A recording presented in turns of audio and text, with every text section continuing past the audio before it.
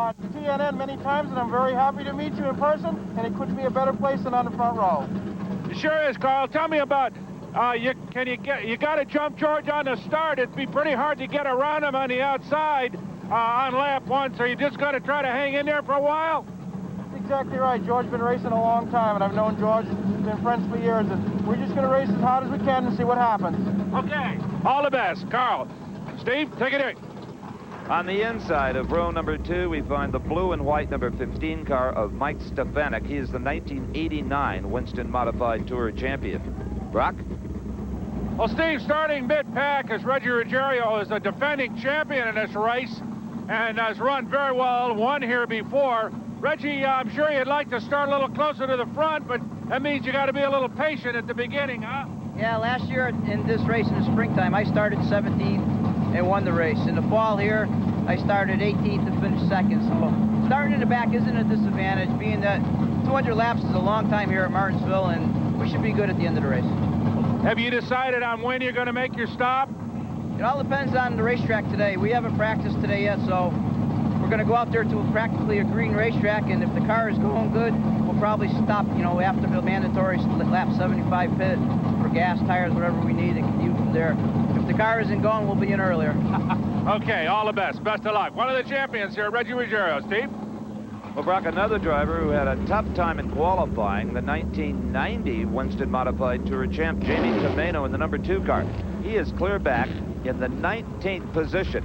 So he'll have a tough run to the front as some 23 cars now head out onto this very famous half-mile racetrack here at Martinsville for what should be 200 very exciting laps. Exactly what is a modified car? Earlier, Brock and I had a close look at Jamie Tomeno's number 2. Brock, I'm sure all the viewers at home will be very quick to recognize Jamie Tomeno's number 2 modified car as a Pontiac 2000. It's unmistakable. Oh, absolutely. No question about it. The interesting part about NASCAR modified competition is that they do require a stock steel roof. Other than that, though, you just jack that up and run a real race car underneath it. Let's underline real race car. Anytime you're racing with open wheels, you build the strongest car you possibly can around your driver. Well, this is a pure race car, tubular chassis, built incidentally by Maynard Troyer up near where we live in Rochester, New York. Maynard builds most of these race cars, and as you said, they're absolutely state-of-the-art short track race car technology, very much like you'd find on dirt modifieds or on outlaw sprinters.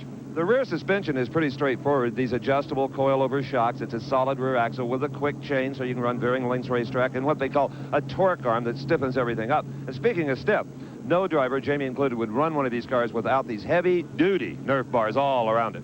Interesting formula that they require here. This car runs against a 6.8 pounds per cubic inch formula, so that everybody runs with small block Chevrolets. They run out at about 364 cubic inches. The race cars with driver are 2,650 pounds. That seems to be the formula that works best. And some very sensible engine rules as far as NASCAR is concerned. A small 390 carburetor, that'll keep the horsepower down a bit. They're going fast enough. They can't use an expensive aluminum block or titanium connecting rods, and that keeps the cost of racing within a reasonable range. Yeah, the only thing they will allow is a dry sump lubrication system to get the center of gravity down. These are really low race cars, and the oil cooler mounted on the outside. Now, on some of the faster tracks, Loudon, New Hampshire, or Richmond, some of the mile tracks, Nazareth, et cetera, they'll put that oil cooler inside for better aerodynamics. And you talk about brakes. They don't get any bigger than this. And only at this racetrack do they run this cooling duct, because the straightaway speeds are so high, 128 miles an hour, and you literally slam on the brakes to negotiate the turn. So they have to keep the brakes cool even on a frosty morning like this. Oh, absolutely. So these are really sophisticated race cars, and also some of the prettiest race cars you'll ever see. Well, the field is still circulating around, trying to get a little heat in the tires and scrub them up just a little bit. As we said, there'll be 23 starters for 200 laps, approximately 100 miles. Stay with us. We'll be back with the start of the Miller 200 from Martinsville, Virginia.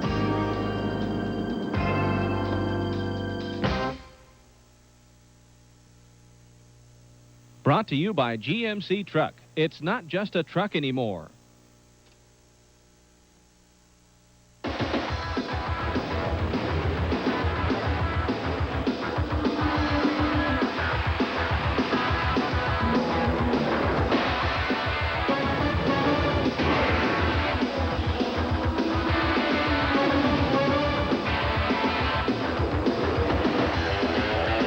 Obviously, people who insist on genuine Mopar parts really put their foot down.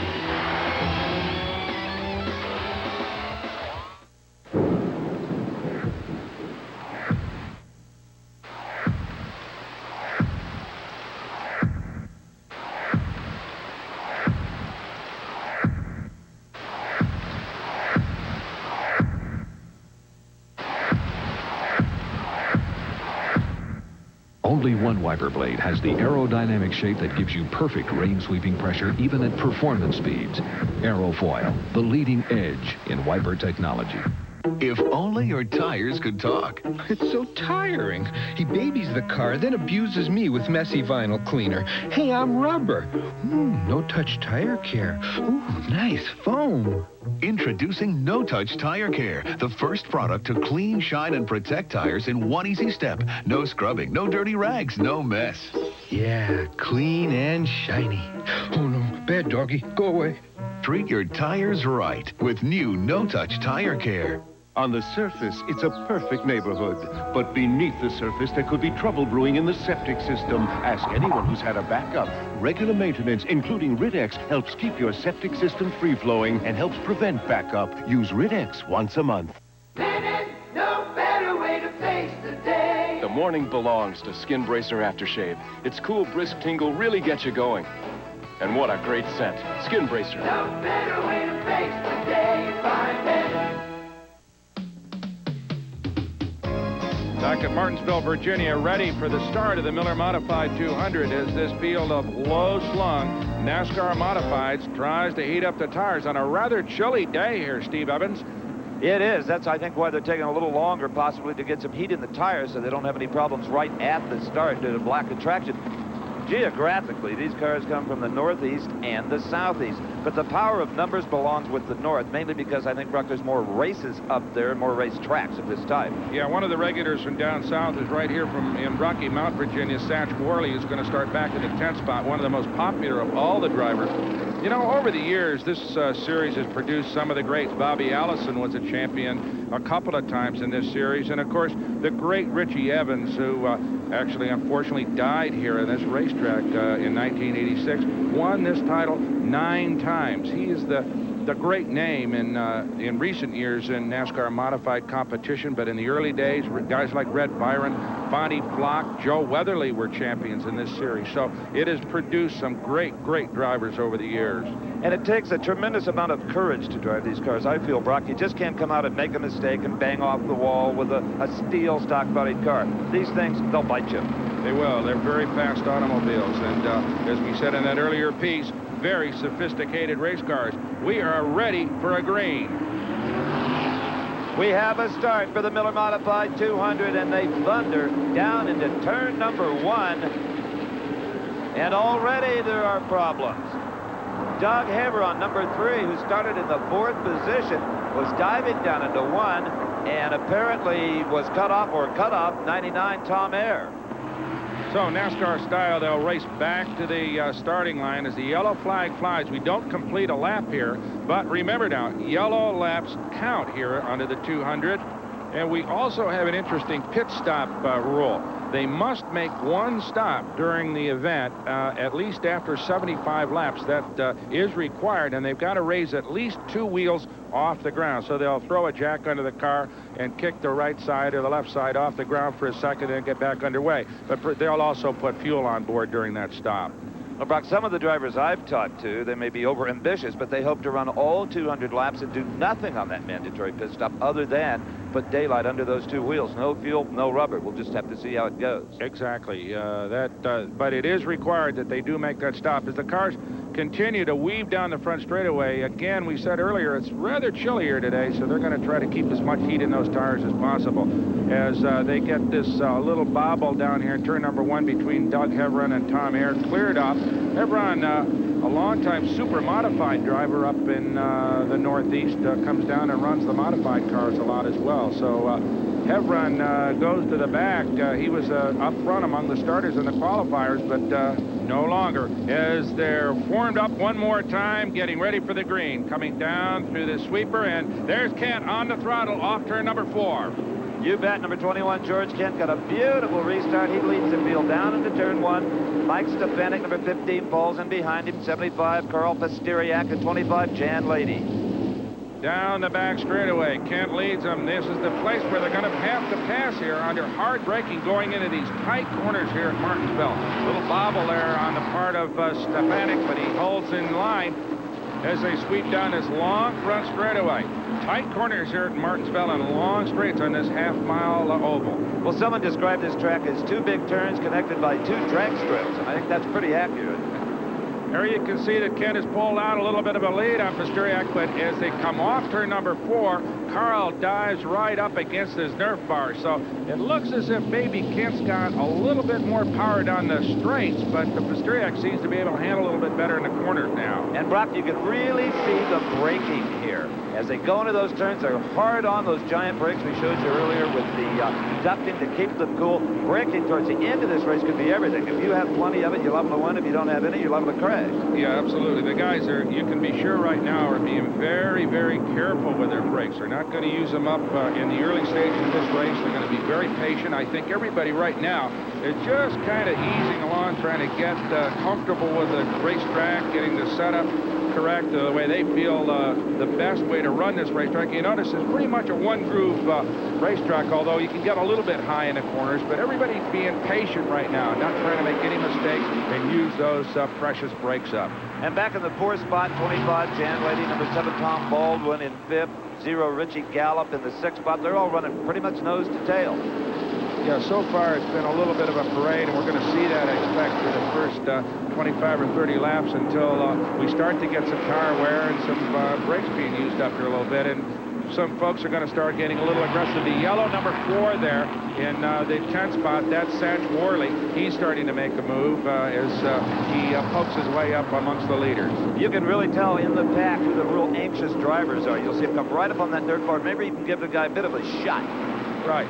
And nobody wants to get out of line here. You don't dare get up too high in these corners or somebody's going to tuck right underneath you. You aren't going to see a whole lot of guys passing high on the outside here because these corners are so tight that you really got to take that inside line, stay right down on the apex, and there's no real fast way around on the high side. It's interesting, too. The straightaways are asphalt, and the turns you can see right there are concrete. That's where they just made the transition from concrete to asphalt. That makes a lot of sense, too, because concrete is a more durable material, and this is where the track takes the most strain in the cornering, the tire wear.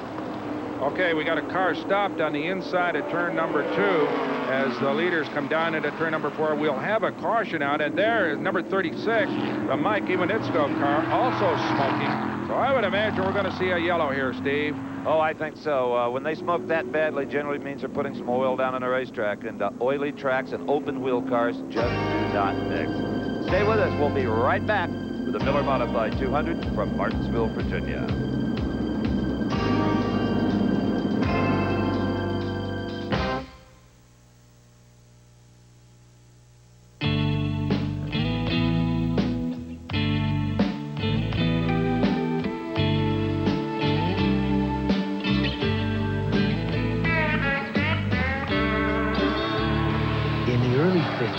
An obscure racer named Garlitz made a decision to go with Mopar parts because he thought it would give him an advantage. Turns out, he was right.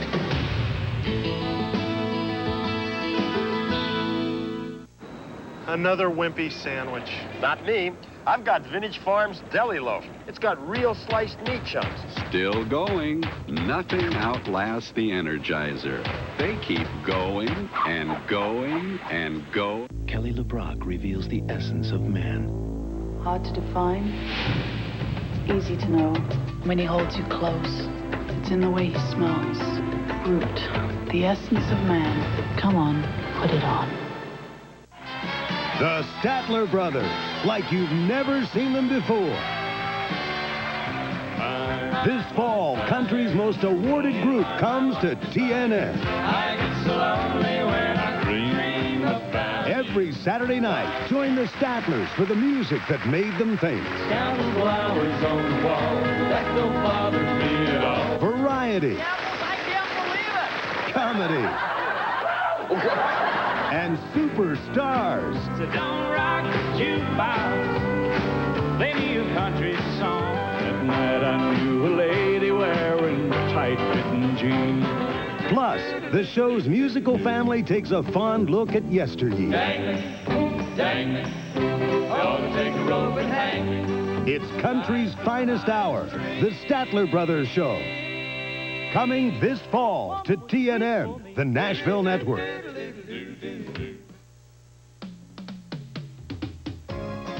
Well, the field circulates around behind the pace car here at Martinsville, Virginia. The yellow brought out for two reasons. One, a stall car on the track, and number two, a problem with the 36 car of Mike Iwanitzko. Brock's with him. Well, Steve, I'm over here with Mike Iwanitzko as they try to get a repair made on the radiator. To see if we can get a word with him. Mike, it looks like you popped a radiator hose. Temperature gauge just jump up on you, or just see a bunch of steam all of a sudden? Well, when everybody bunched up coming out of turn 2, I hit the back of the number 3 car and the fan went through the radiator. We're going to try to change the radiator and get back out. Oh, let's hope you can get going again. You were running well. Thank you. Okay, the guy's working on that car, seeing if they can get things repaired here, and hopefully Mike can get back underway. Steve? Well, good news for everyone who has to race on this surface. What we thought maybe was oily smoke was steam, really, and that'll evaporate very quickly, and we should get back to action here in the Miller Modified 200. In fact, how about right now, Brock? Right now is number 21, George Kent, leads Carl Pasturiak and the rest of this field back onto the front straightaway at full speed, about 100, 125 miles an hour for these very hot, lightweight race cars. Right, all these drivers now have a few laps under their belt. They're comfortable with their cars and the racetrack, and they're starting to get very aggressive. In fact, 15, Mike Stefanik, trying to tuck his front end under the leader, George Kent, the 21 car. Can't make it work, though, but Stefanik's getting mighty aggressive. George Kent, one of the veterans here, 41 years old, is out of Horseheads, New York. Last year was one of the first years that he has not actually won one of these big NASCAR modified races, but he's been a consistent finisher. Oh, he got a little loose coming off turn number 4, affording Carl Pasturiak an opportunity for a moment there to slip by, but George gathered it all back up and still leads it. And you know, Brock, you won't find a prettier bunch of race cars anywhere in the country. Look at all the chrome, attention to detail, and colorful paint designs. They are really swoopy, zoomy, neat race cars. They really are, and the guys came down here, of course, at the opening of the season and really put the cars, fresh paint work, and all the chrome is buffed up. They are really good-looking automobiles. As Kent and Pasturiak start to move out a little bit now. There's Stefanik right back there in that blue and white number 15 and third, hanging on to him, but for a moment there, it looked like the two leaders were starting to edge away just a little bit. This is pretty common in the early going in a 200-lap affair like this, a bit of a parade, as you said. But as the race goes on, it starts to develop. Drivers find an advantage or a disadvantage of the car in front of them and start to make things work. Well, also, it's a real green racetrack, and it's going to take some time to get some rubber laid down and to get that groove pushed out a little bit. You'll notice that the cars are starting to get a little bit higher in the corners as we get some rubber laid down up high, and that, of course, is going to afford some passing room out there. One guy who's accomplished a good deal of passing, the white car with the red number 77, Mike McLaughlin. He started 21st, and he's already up to 9th. Well, he's one of the really good runners on this tour, Steve. The 88 champion from Liverpool, New York, won a whole bunch of races on this tour, holds some track records, and a lot of people expected him to start to move up a little bit. In fact, they were surprised that he qualified as far back as he did. Again, a challenge to the leader, George Kent, the 21 car, but it doesn't last very long. He just gets on the gas and puts himself right back in an authoritative position. Here's the 75 car again, making a run at it. So George Kent continues to just hold on to the lead. Got a nice wide groove here. Keeps right in the middle of the racetrack. Doesn't afford Carl any opportunity to get on underneath him, or for that matter, around him on the outside. As Kent continues to show. Look at this. Carl is going to try him down low. Moved down onto the inside of the racetrack, but decided, no, that isn't going to work. He's tucked back in behind Kent again. So George Kent continues to lead it. And in the meantime, his crew is in the pits ready for any kind of emergency.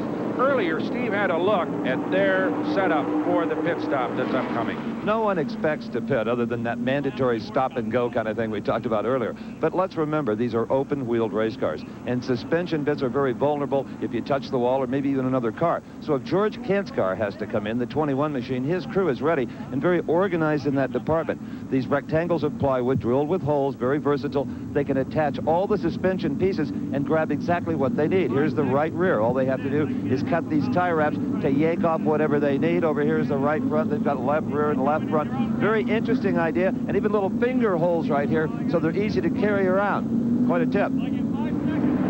So you got to expect the worst in the slam-bang action that is characteristic of this NASCAR modified competition as George Kent continues to hold off Carl Pisteriak down this back straightaway. No problem so far for George. Well, George knows how motivated Carl is because in 15 years of running this stuff on a full and part-time basis, he's never won a race. He would like to take that little asterisk off his bio. Well, he's kind of done it part-time. Look at this. Mike Stefanik has a go at him and tries to get underneath him. We got a spin down here in turn number 4. And I don't believe Robert Jeffries' 78 car hit anything. If he did, he just grazed the wall. Did a nice job of getting it back under control. I'm sure he'll be headed for the pit. There will be a caution flag here. Yep, the caution is out. Pace car on the track. And we've got more than just Jeffries headed for the pits, Brock. We sure do.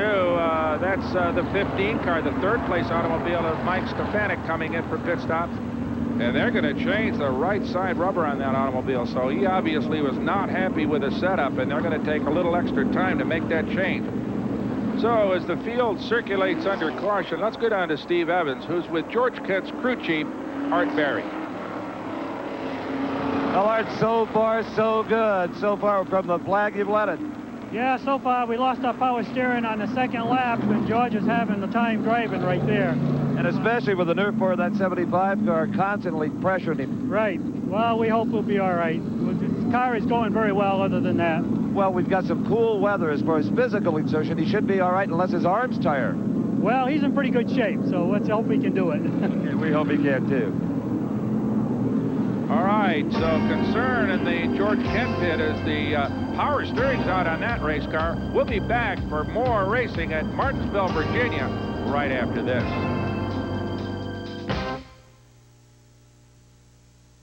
Red Devil Clear Polyurethane. You can always count on its durable finish. Harder than ordinary clear finishes, its beauty lasts and lasts. Red Devil Clear Polyurethane for the finish of a lifetime. I'm a big man. Why do so many men stick with Bic? I'm a big man. Because there's a Bic for every beard. Regular, sensitive, metal. Yeah, I'm a big man. I'm a big man. On the surface, it's a perfect neighborhood. But beneath the surface, there could be trouble brewing in the septic system. Ask anyone who's had a backup. Regular maintenance, including Rid-X, helps keep your septic system free-flowing and helps prevent backup. Use Rid-X once a month.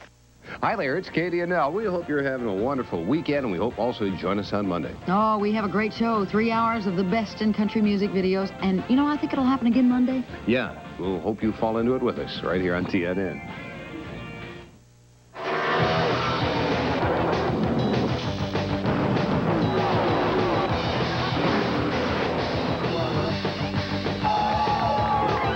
Needed an inside Winston Cup. All right.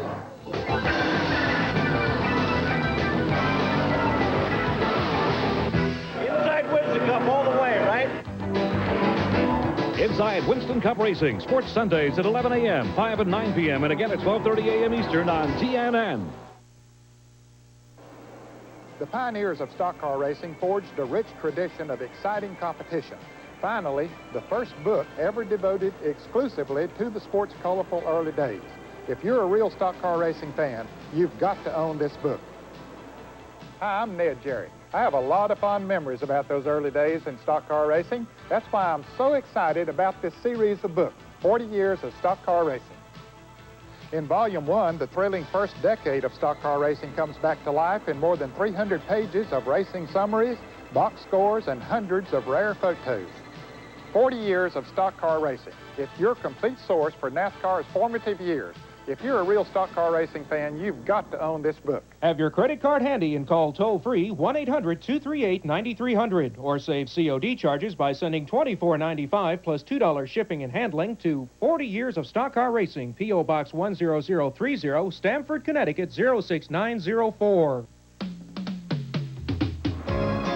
The field remains under caution here in Martinsville, Virginia, as George Kent has led it from the start. Earlier, Steve Evans had a look at the tire technology on these exotic race cars. Goodyear manufactures a special tire for the Modified Tour. How do I know that? Well, on this Goodyear tire, it says Modified Special. Now, at the end of the 1990 season, NASCAR went to Goodyear, said, you're the experts, help us with tire rules for 91. Here's what Goodyear came up with and what NASCAR has adopted. The left front tire is a 200 compound. You see right here it says 200 on it.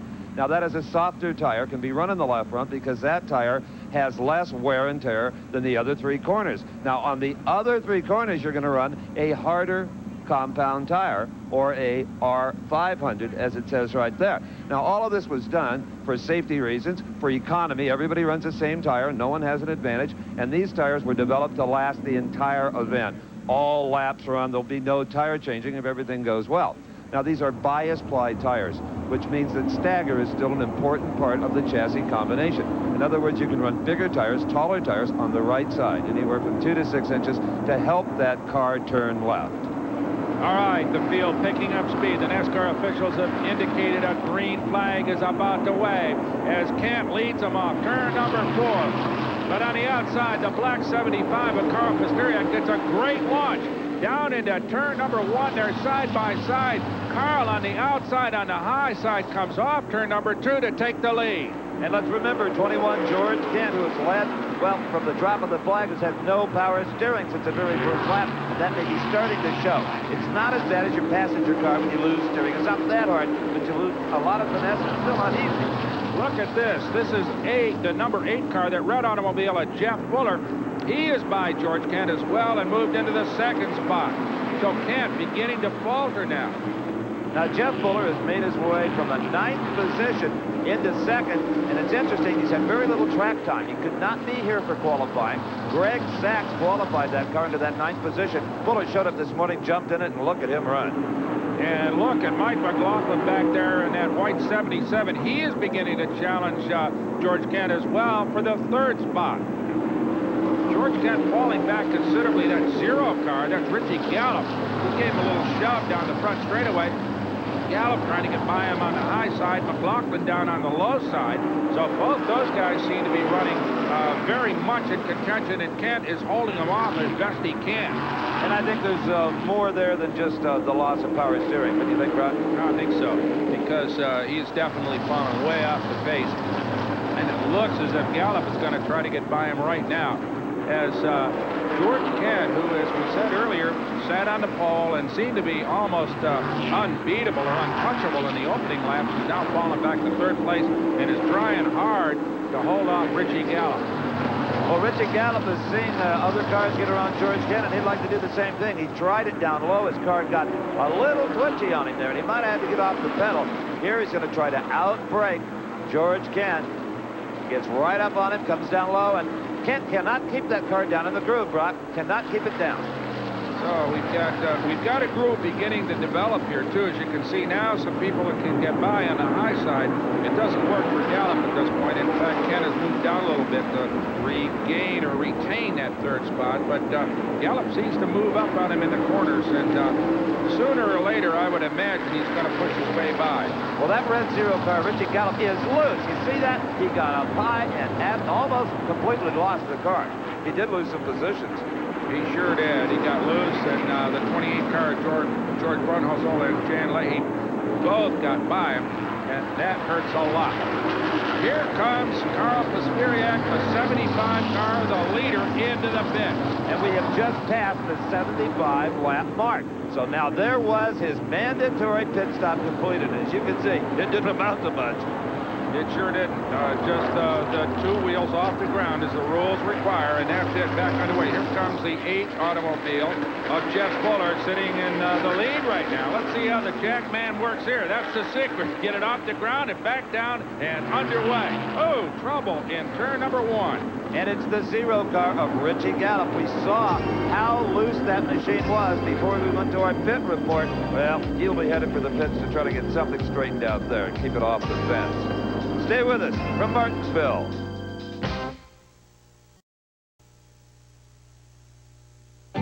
If tomorrow never comes, Turn up the music and turn down the lights. will she know how much I love her? It's time for something special. In the still Heartland Music presents Country Nights. 40 of today's biggest hits in one great collection. But here in the real world, Alan Jackson, it's not that easy at all. Alabama. When we make love, 40 of your favorite stars.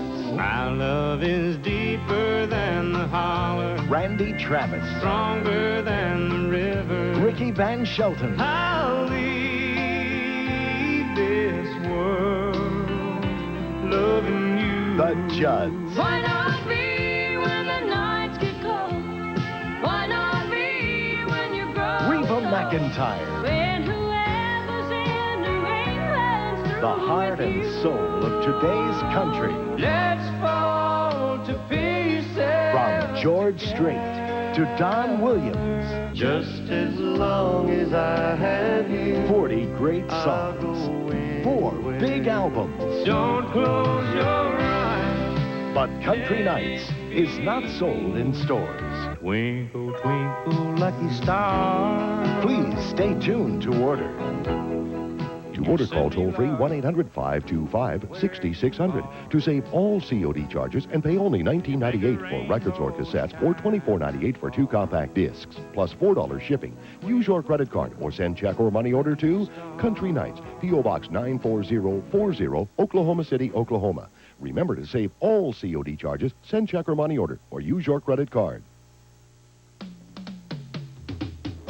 With the Miller Modified 200 still under caution, we thought we'd show you this. Highlights of a late model stock car race held earlier today. Now watch the blue number 57. That is Eddie Johnson. He was hoping to get up into the lead from his 2nd position, but obviously with a race car that loose, it was hopeless.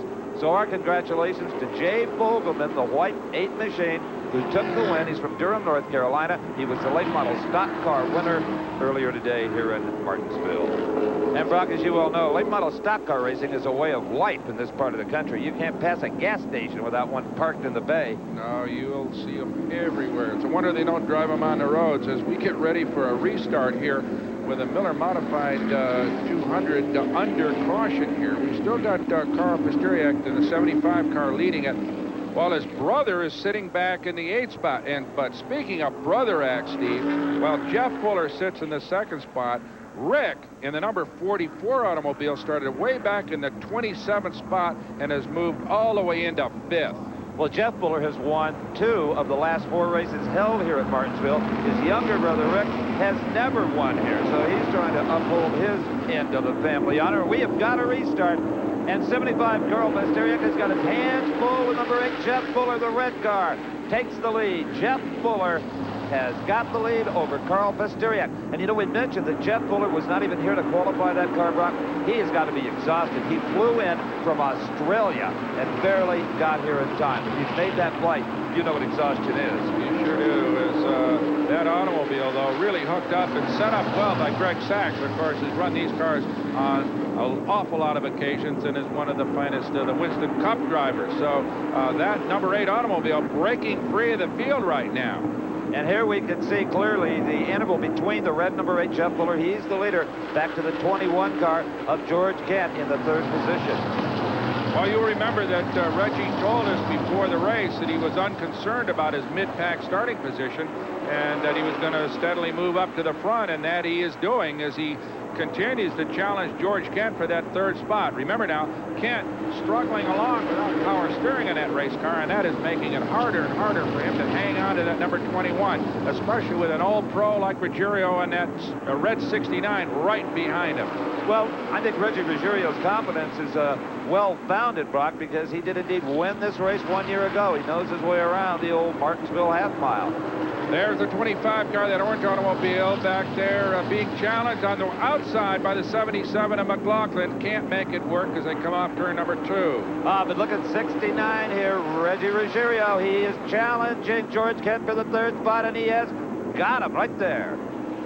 So Ruggiero moves up into third, having started way back mid-pack, but moving, as he said earlier, before the race, he was going to get up among the leaders. Oh, the 77 McLaughlin. He gets wide at turn number 2, falls back as Pasturiak Charlie passes him, and number 4, Satch Worley. Well, there was some pretty serious contact there between McLaughlin, 77, and 44, Rick Fuller, as they were battling for that 6th spot. All right, there is the 25 of Jan Letty starting to put pressure on George Kent for that 4th spot. So Kent, hanging on as best he can with a half-broken race car, is going to be challenged. There's Letty trying him down low, down the front straightaway, tucks in behind him, but you can be sure that that challenge will continue.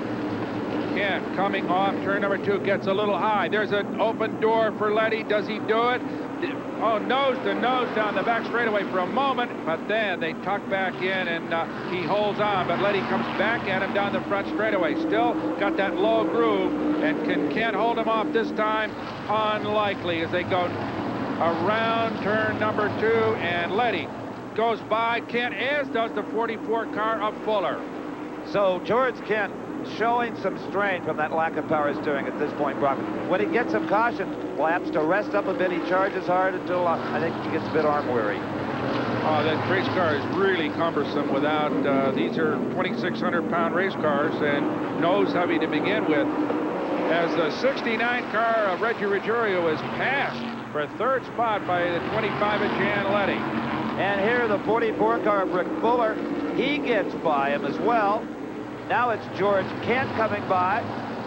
77, Mike McLaughlin also. There's something wrong with Reggie Ruggiero's 69 car. The defending champ is in trouble, and Doug Hever on number 3 has spun, and will it? Yes, that will bring up yet another caution. So let's see whether Reggie Ruggiero's crew calls him in to have a look at that race car to see if it's a chassis problem, and they can get him back in the hunt, because he is falling back. But now, let's go down to the leader's crew, Jeff Fuller, and where Steve was with his crew chief. Well, Brad, when the old scoreboard read lap 75, you guys didn't waste any time getting that mandatory pit stop out of the way. Well, no, because we knew everybody else was going to be doing the same thing. It kind of worked last year when some of the guys on the last race they pitted right on lap 75, jack and go, you know, and it seemed to be the way to go. We did the same thing this year. Well, it's a lot easier to make up time in the pits than it is on the racetrack. Yeah, quite a bit, especially at Martinsville. It's tough to pass around here, and you'd like to do it in the pits if you can. What is your guy telling you? Absolutely nothing, to be honest with you. That's good. That's always good news. When he don't talk, I love it. All right, well, he had a couple of car lanes lead till this yellow came out. As he got the power to pull away again? Well, he's just kind of like setting his own pace, and he likes to drive like that. He sets his own pace. He don't let nobody pressure him, so I think he's just going to do about the same thing again. Where do tires become a problem, if anywhere? Well, it's especially on a day like today, you know, it's kind of cold.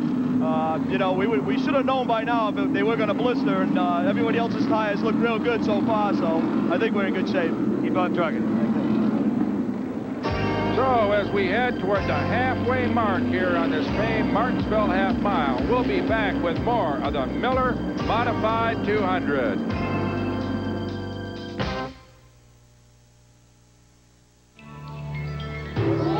Dodge announces the new Magnum Series engines that deliver as much as 44% more power. Here's a simple promise. Overall, today's Dodge trucks, gas and diesel, can deliver more payload, towing, and horsepower than Ford, Chevy, or any import. Dodge trucks, a powerful way to rediscover American value. Now get a warranty choice no other manufacturer offers. Love can make you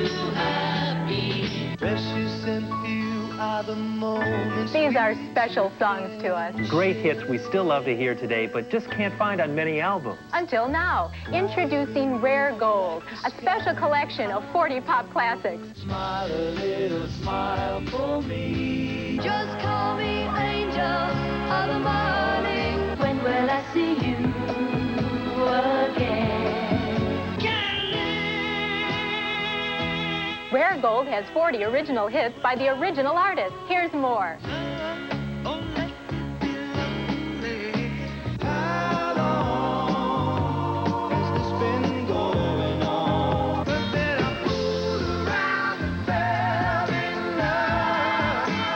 We had joy, we had fun, we had seasons in the sun.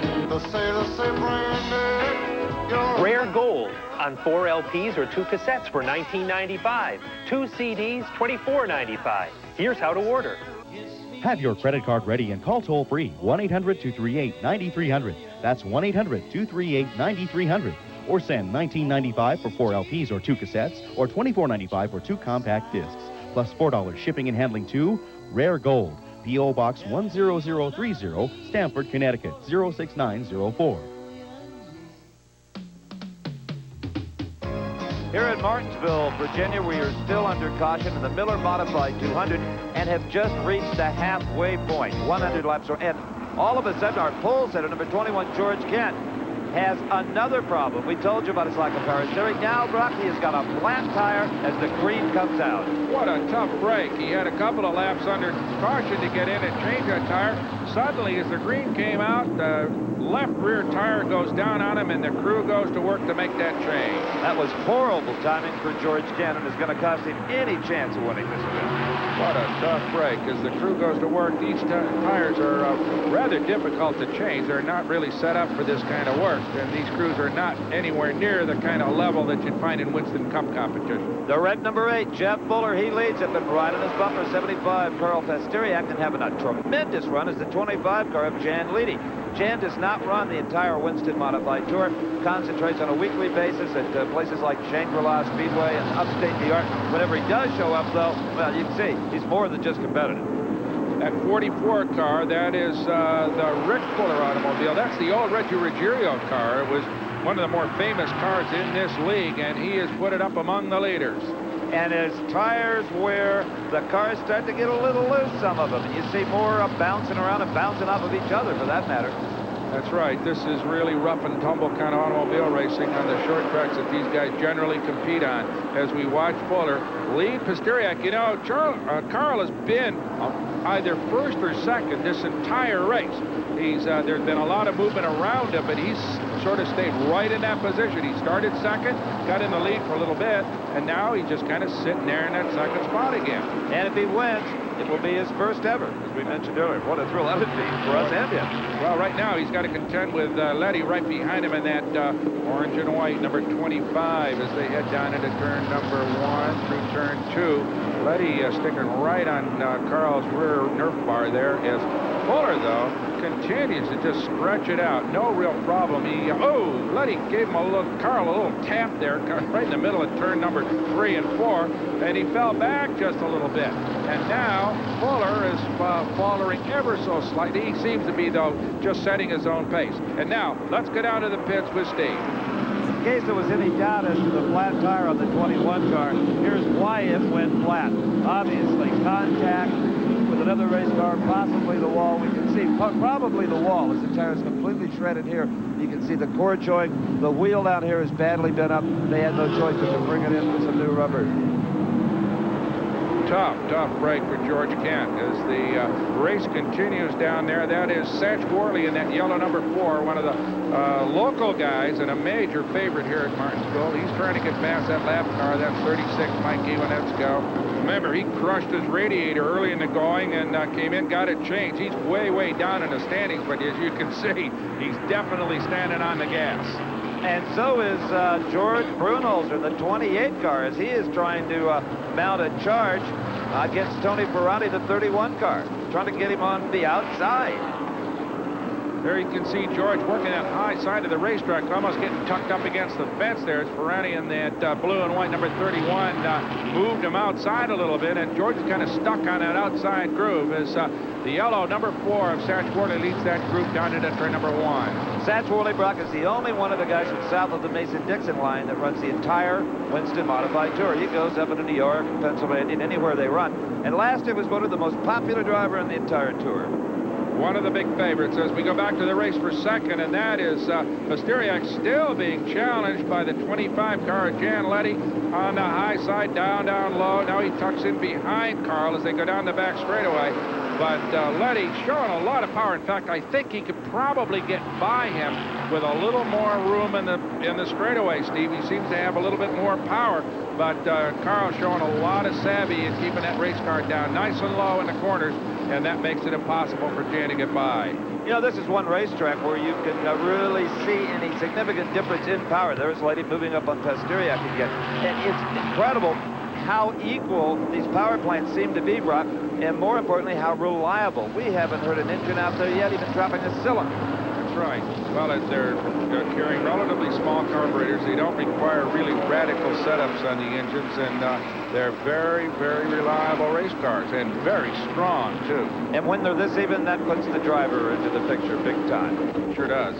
That's most of the philosophy of NASCAR racing, is to force the driver to become a major element. No aerodynamics on these cars, or very little. There's a little rear spoiler on them to keep them on the ground a little bit. But the race cars are very elemental, and that puts the competition into the driver's hands. Well, this is some terrific competition for that second position. Carl Pasteriak has it, and everybody else wants it. This is great. There's the 77 of Mike McLaughlin moving up now to have a go at Jan Letty, as those three automobiles, that second, third, and fourth. The red car, Jeff Fuller, the 8 automobile, pulled out a little bit. He doesn't have much of a challenge right now for the lead, but these three guys are going at it for second place. Carl Pasteriak, the 75 car, Jan Letty in the 25 car. And, of course, Mike McLaughlin in the 77 car. Let's not ignore him. He is certainly running in the 4th position. A lot of pressure on Carl now with these two fine race drivers right behind him, but he's showing great poise. No bobbling at all in the corners, showing a nice wide car. That car's about 2 lanes wide down in the corners, which affords no opportunities for Letty to get underneath them. Monte McLaughlin is trying something in that 77 car, trying to get under the machine of Jan Letty. He'll fall back a little bit in the turn and then rocket right up on his nerve core down the straight. And here, back in the 5th position, some more fine racing. Number 4, Satch Worley, 28, George Brunholzer, and number 7, Tom Baldwin, all fighting for that 5th spot. It looks like Brunholzer in that yellow 28 can run a little bit higher on the racetrack than Seth can, but not quite high enough to get around him on the outside. And speaking of that, look at the 7 car of Tom Baldwin. He got way up high in turns 1 and 2. Well, the groove is getting a bit higher, Brock, but I don't think that far up there is. No, I don't think he wanted to be way up there. All right, here's your second place runner, Carl Pasteriak. Has been there most of the afternoon. Still holding off Jan Letty. In fact, he's moved out a little bit on him. But where is Mike McLaughlin? He is slowed down on the apron of the racetrack and heading for the pit, Steve. Yep, he is in the pit spot with the 77 car behind the wall. And that just about always signifies that he is done for the day. Don't see any smoke or any oil running out of it, so we'll just have to find out when he's out of the car. With 75, Carl Pasteriak, and 25, Jan Letty, still duking it out for the second position. Jeff Fuller up front. Will return to Martinsville, Virginia, right after these words.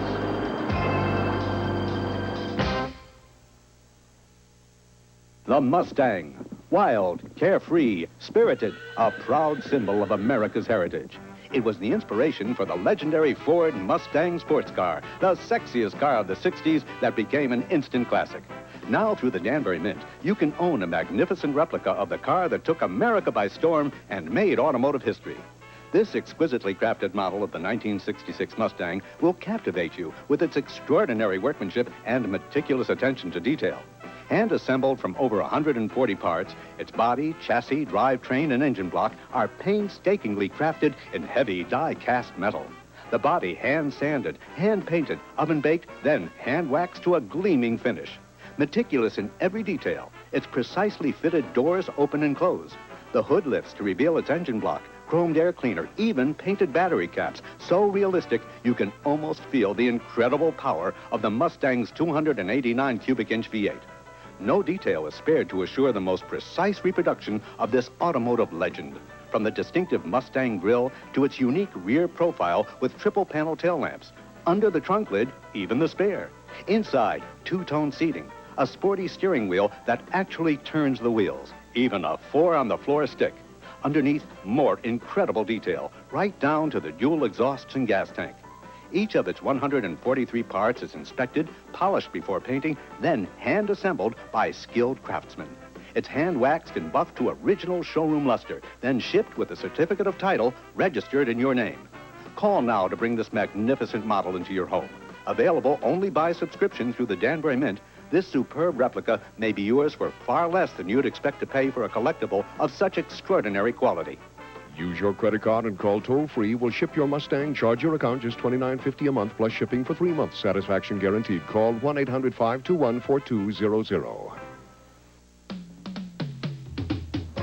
We're back at the Miller Modified 200 in Martinsville, and there's bad news for Satch Worley fans. While we were away, the yellow number 4 car had a problem in turn 3, bringing out the caution and the hook for Satch.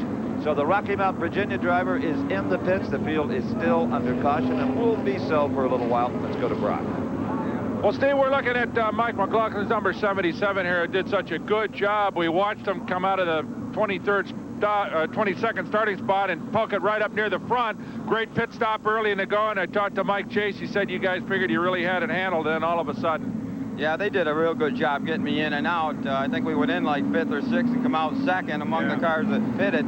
So we were good. I mean, I was running as hard as I could. When I'd get a spot, I'd take it. And then when I'd see a place where I could ride a little bit, I'd ride. And just not pushing the car, they'd start coming to me as it was, you know. So we were looking for a good day, but broken valve spring put us on the sideline. All of a sudden, nothing you can do about that. You're just history.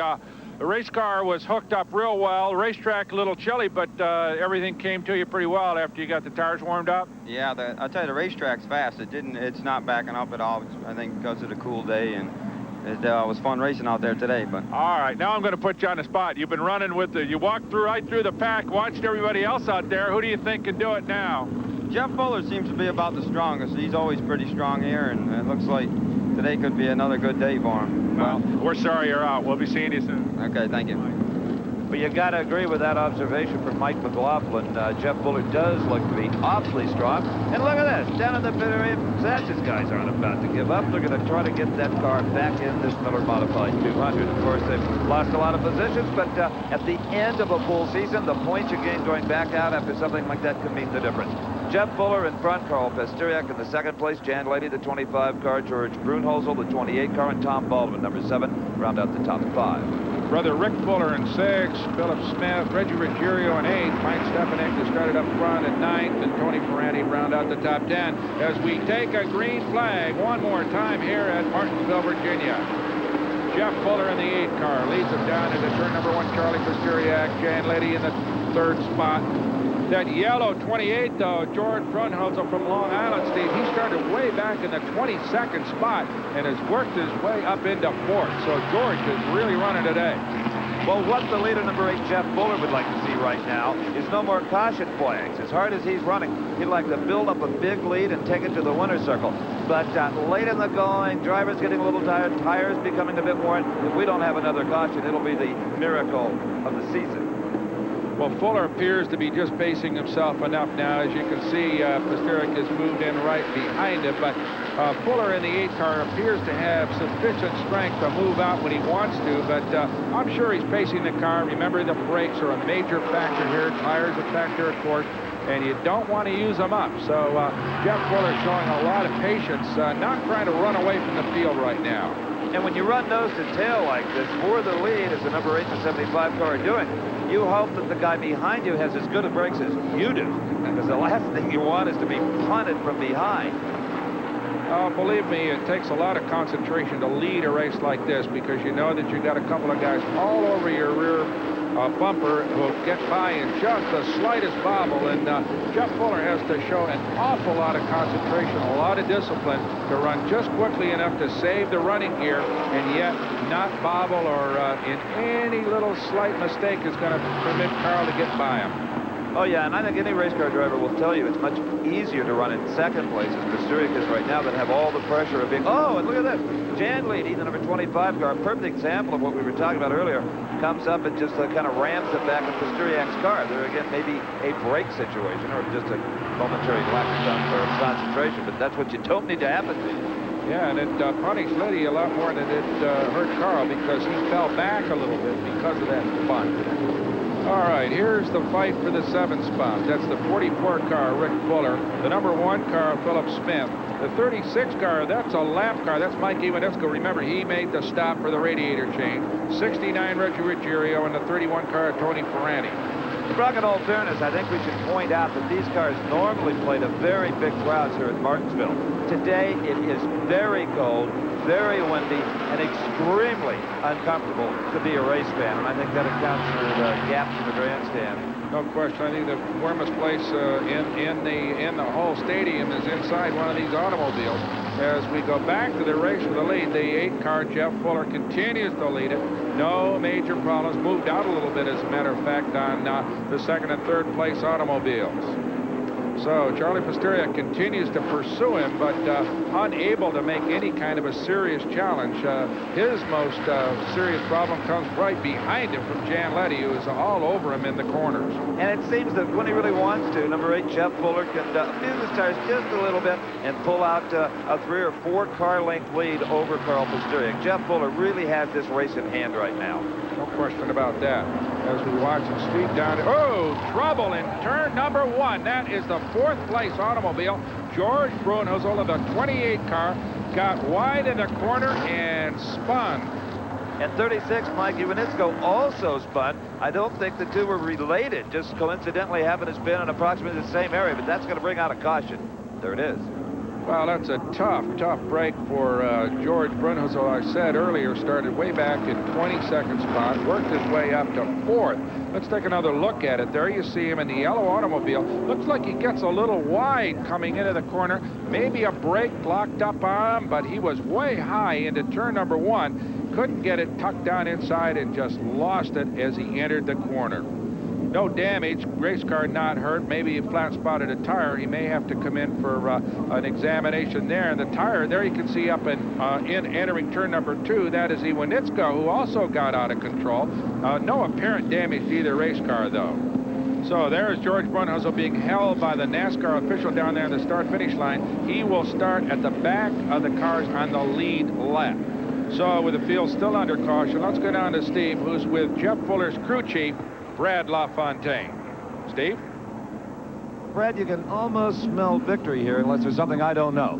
Well, there must be something you don't know because it's never over until it's over, you know, and that much I do know. There's still 30-something laps to go, and they're going to be long 30-something laps for us, that's for sure. When Carl in the 75 car gets up close to him, are you telling him where he is in relationship to your guy? Well, he's just out there cruising around, and, you know, these cautions are really hurting us because the tires cool down, we're getting them hot, cool them down, getting hot, and if you could just stay out there and run a steady pace, I think we're going to be all set, but all these cautions aren't helping. We'll be watching. Thank you. So, continued concern on the part of Jeff Fuller's crew. He leads it, though. We're still under caution, but there's a long way to go here in Martinsville. Stay with us.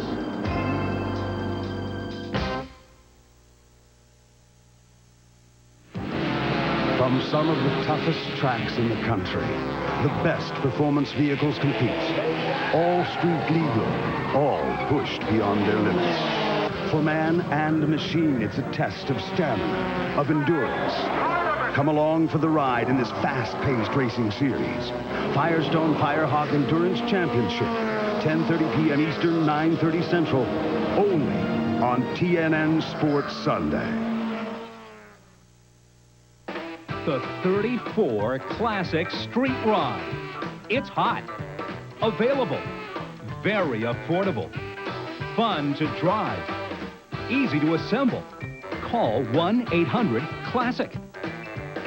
For more information on this special offering of the 34 Classic Street Rod and other timeless classics from Classic Motor Carriages, call now 1-800-CLASSIC. Capture the romantic age of motoring with the Classic Gazelle. Classic Motor Carriages recreates the vintage 1929 Mercedes-Benz SSK. Build your dream today with the affordable Classic Gazelle. Call 1-800-CLASSIC. For more information on this special offering of the Classic Gazelle and other timeless classics from Classic Motor Carriages, call now 1-800-CLASSIC. Here in Martinsville, Virginia, we're just seconds away from a restart of the Miller Modified 200. I'm Steve Evans along with Brock Yates, and Brock leading this event, number 8, Jeff Fuller. He looks stronger and stronger. The green is out.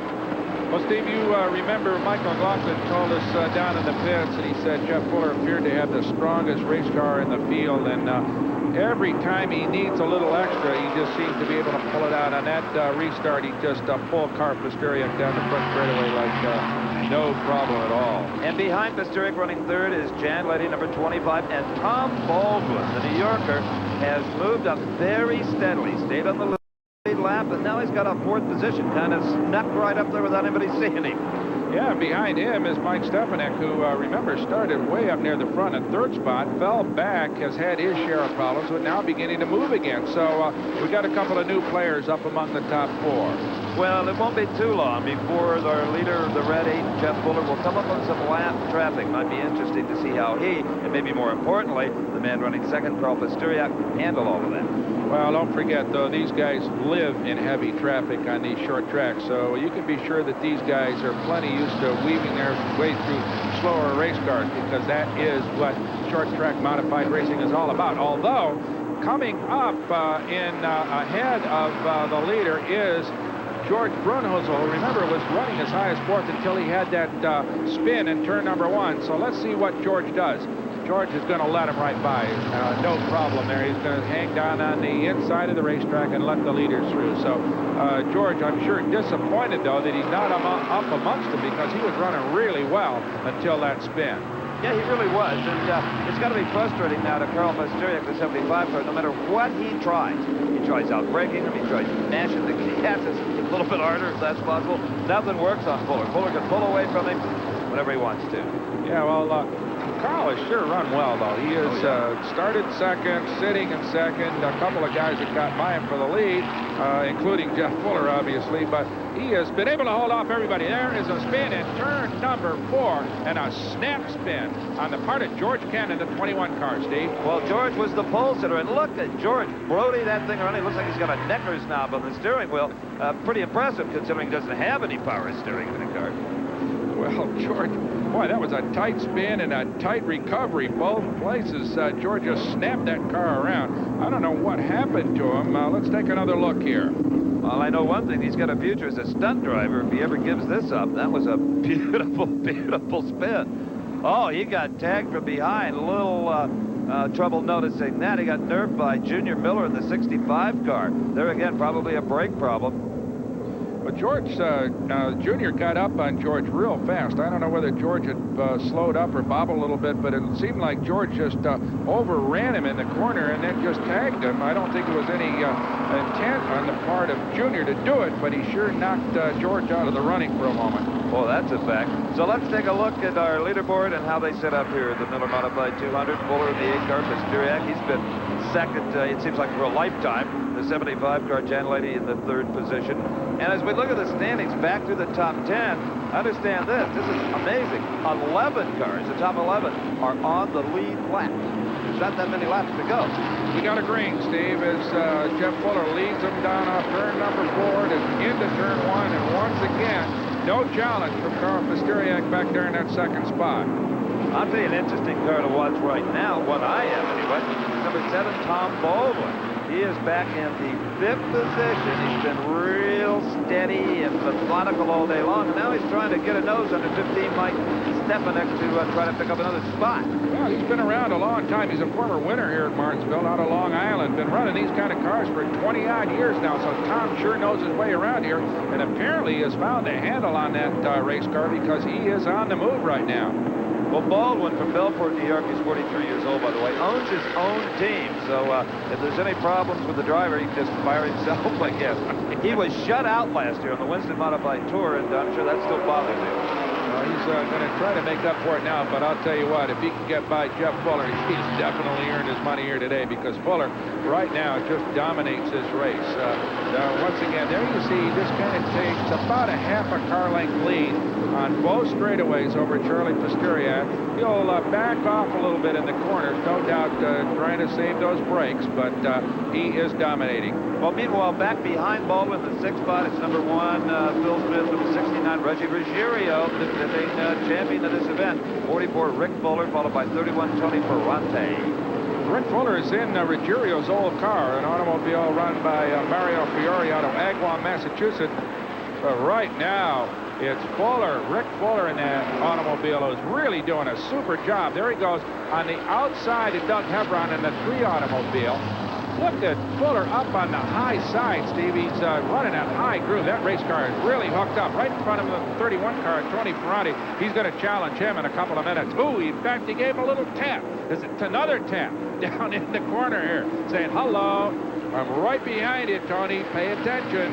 Rick Fuller literally knocking on the back door of 31, Tony Ferrante, but that didn't rattle Ferrante. I mean, no, he does not. Well, they're all starting to bang into one another here. Hebron got into it for a minute, though, although he is a lap down. And now Ferrante gives way to Fuller, and Fuller breaks free of that little mob scene and continues to run toward the front. So the 44 car running hard here at Martinsville. Okay, back up front, the red 8 car of Jeff Fuller continues to lead. Carl Posteriak still in that 2nd spot in the 75 car. Stay with us. We'll have the conclusion of the Miller Modified 200 right after this.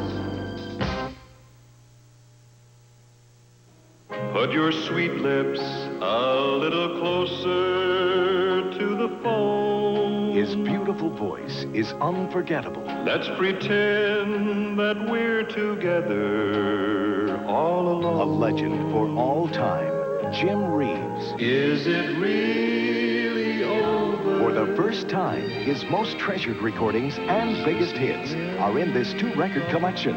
The legendary Jim Reeves. I guess I'm crazy. All Jim's classics. I'm just on the blue side of lonesome.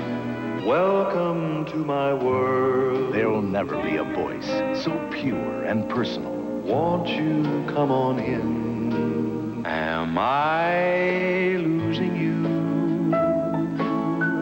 Are my fears coming true? But come ye back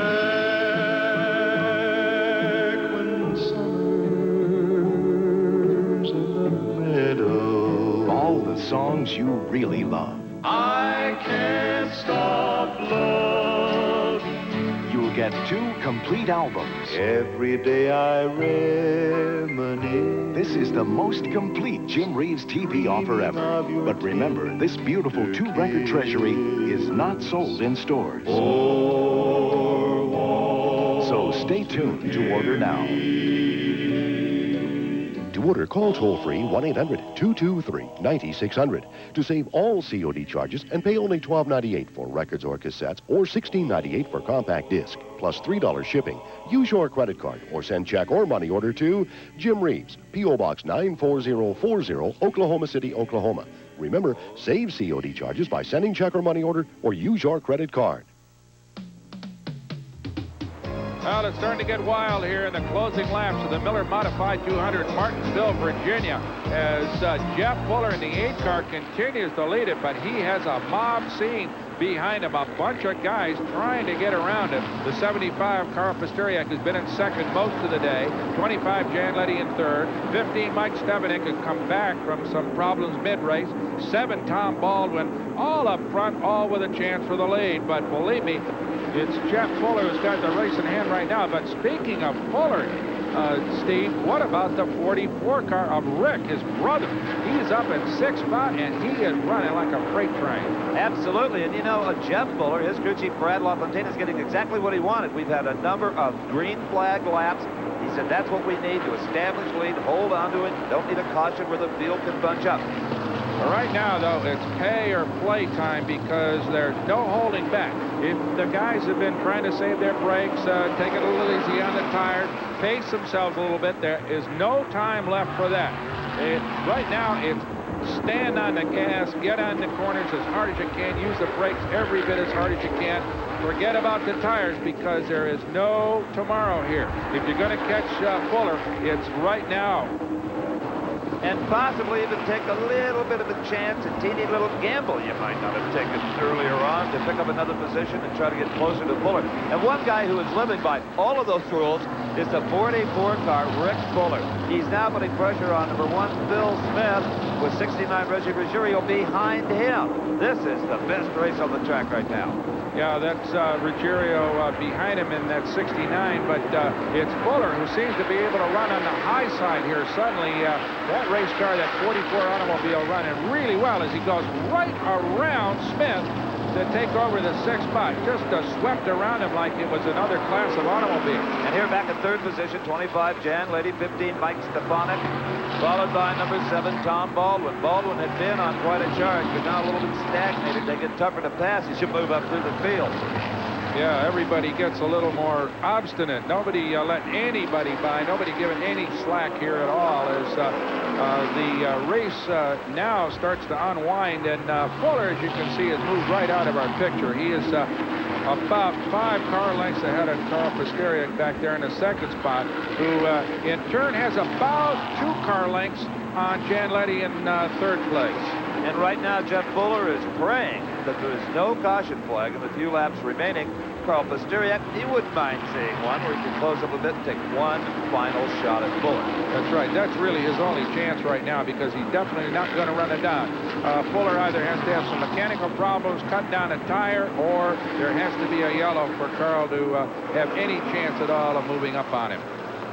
So the race is right now really for 3rd place as those 3 guys, Stefanik, Letty, and Tom Baldwin go at it. And the 15 there, Stefanik right behind him, that black 7 of Baldwin. Baldwin, as you said earlier, Steve, has moved up real well for a while, and now it's kind of stuck there in that 5th spot. Well, certainly a big part of today's excitement has been the old racetrack here in Martinsville itself. On this very cool day, it has held up wonderfully. The groove has progressively grown a little bit higher. It hasn't shown any... Oh, and we have got a problem with the 15 car of Stefanik. He has cut down a tire, the left rear tire. He is running on the rim. What a tough break for one fine race driver. He's done a super job all day. Had problems early in the race, and now terminal problem, essentially, as he tries to hold it under control back into the pits to get a tire change, and that's going to take him right out of contention completely. But the good news for the leader, number 8, Jeff Fuller, there is no caution flag. That was something he did not want to see, and he will not. There's only a couple of laps to go. So the final laps coming up here at Martinsville on this 200 laps around this famous half mile as the leader, Jeff Fuller, continues to dominate this event. No challenge right now. He's backed off a little bit, apparently, but holds about that 5, 8, 10 car lead, depending on what part of the racetrack he's in, and is not letting Carl anywhere near him back there in that 2nd spot. No, he certainly is not, and I would think right now Fuller also being very careful. He doesn't need a bigger lead than he's got right now. Just hang on to that. He's got it. And look at this. That is Tom Baldwin charging underneath Jan Letty to take over the 3rd spot. Letty got a little high going down into turn number 3, and it was just enough to let Baldwin blast by him. We are on the last lap. The 44 car, that is Rick Fuller. He is now also taking a shot at the 25 car of Jan Letty. He's only got 2 more turns and half a straightaway to go. Look at Bo, and he turns him all the way around into the grass. Rick Fuller came a knocking on Jan Letty and will pick up that 4th position. Of course, the win going to number 8, Jeff Fuller. So a brother act here in the final stages. Jeff Fuller out of Auburn, Massachusetts. His brother Rick noses out Jan Letty to take over the 4th spot on the final corner. Just some terrific racing here at Martinsville, Virginia, the Miller Modified 200. And we'll be back to talk to the Fuller brothers and more right after this. Hang around.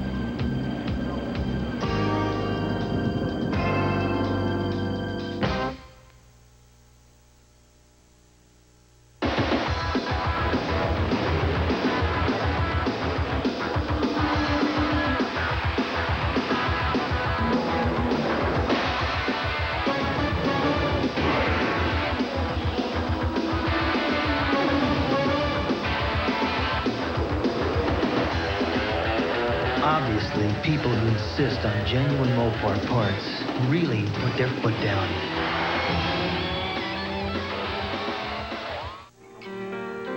I hope you're enjoying your evening. If you suffer from chronic halitosis, try Halo. Formulated... Still going. Nothing outlasts the Energizer. They keep going and going and... The results are in. Thompson's House and Deck Stain waterproofs better than even the leading brand's premium stain. Because only Thompson Stain contains Thompson's Water Seal. It waterproofs and beautifies in one easy step. Thompson Stain. Seal water out, seal color in. I grew up a fan of so many people, but if I have to pick one, it has to be who else but George Jones. Well, I just have to say that to me, the greatest is still He Stopped Loving Her Today. But he still loved her through it all. Kept hoping she'd come back again. My favorite song probably all time is He Stopped Loving Her Today by George Jones. Epitomizes everything about a great country song. It placed a reap upon his door. Probably the all time is He Stopped Loving Her Today. That's pretty much it, I think. But he stopped loving her today.